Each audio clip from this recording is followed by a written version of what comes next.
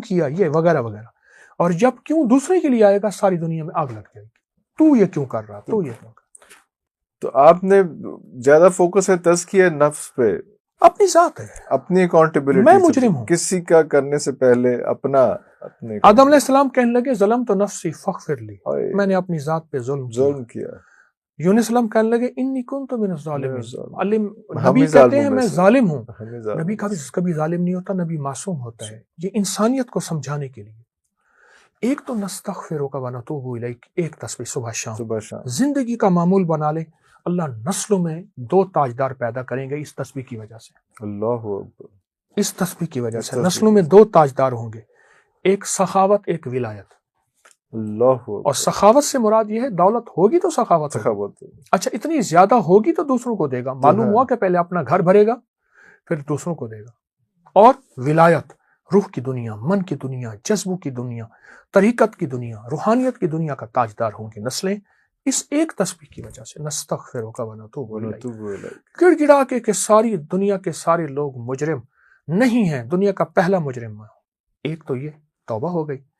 آگے میں ایک وظیفہ عرض کرتا ہوں.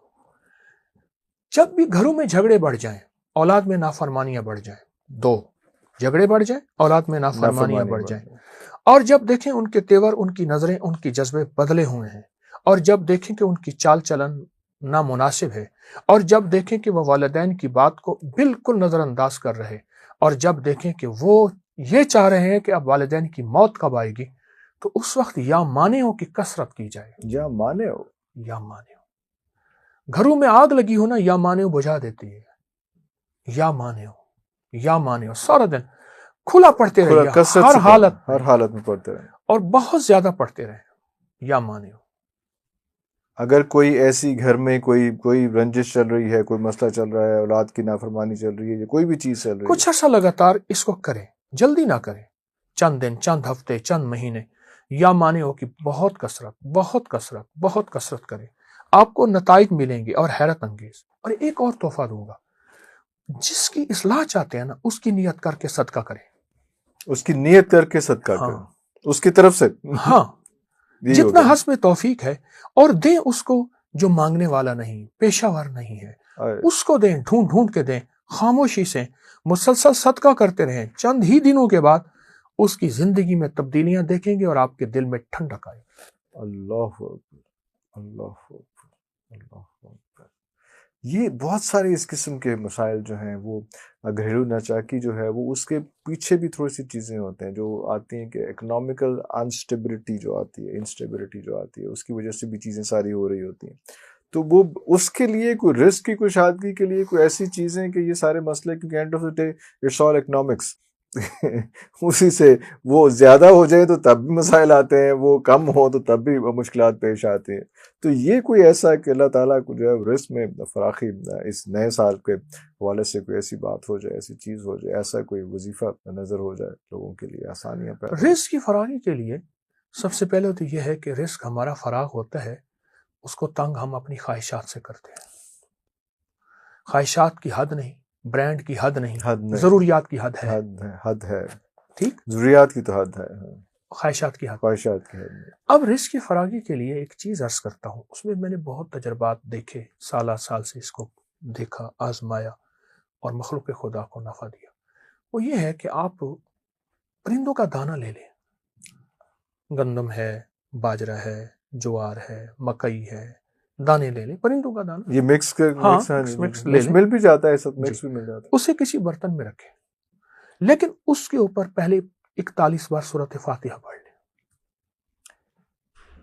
وہ رکھنے سے پہلے وہ برتن میں رکھیں, پانی کا برتن بھی اس پہ پڑھ کے دم کر دیں. اور یہ کہیں کہ اے بے زبانوں, اللہ نے مجھے تمہارے رزق کا ذریعہ بنا ہے. آسمان والے سے کہو کہ اللہ ہمارے رزق کو کشادہ کر دے, وسیع کر دے, اور اگر ہمارے لیے رزق کا ایک دروازہ کھلا ہے تو 70 دروازے کھول دے. اللہ اکبر. اور روز پھر اسی برتن کو پھر اٹھائیں, اس پہ کسی بھی وقت, دن کا کوئی بھی لمحہ ہو, آپ اس پہ پھر 41 بار سورۃ فاتحہ, ہر دفعہ بسم اللہ 7 ہو, اور اول آخر 3 بار درود شریف. اگر کوئی بندہ یہ عمل دہرا دے, کیونکہ حدیث میں آپ کو حوالے دوں گا, آتا ہے کہ ایک نیک خاتون تھی, اس نے بلی باندھ دی اور بلی بھوکی مر گئی, اور اس کو جہنم اور آقا کا فرمان ہے ایک طوائف تھی, اس نے صرف پیاسے کتے کو پانی پلایا تھا, رب نے مغفرت کر دی. اللہ اکبر.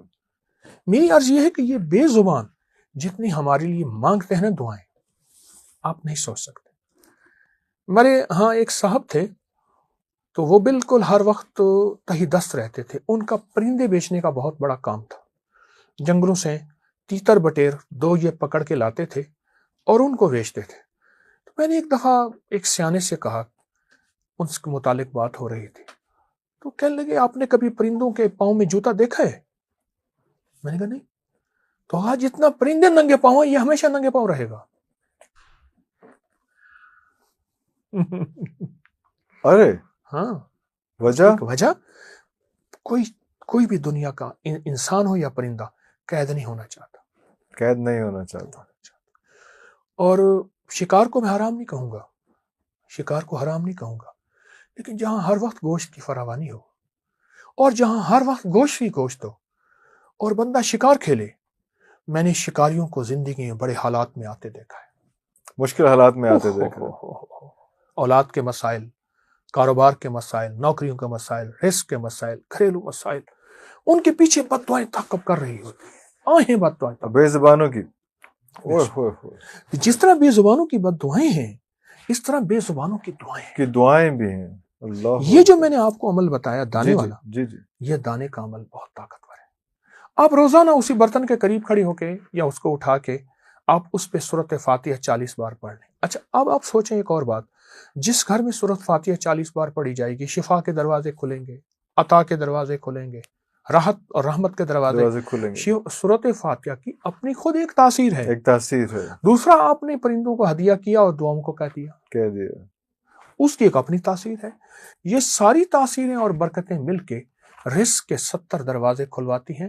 اور اگر اس عمل کو جاری رکھا جائے, اللہ نسلوں کے لیے دروازے کھولتا ہے. پھر دنیا زمین تانبے کی بن جائے, آسمان سے قطرہ نہ گرے, لیکن اللہ اس کو کھلا کے, پلا کے اور پہنا کے دکھائے گا.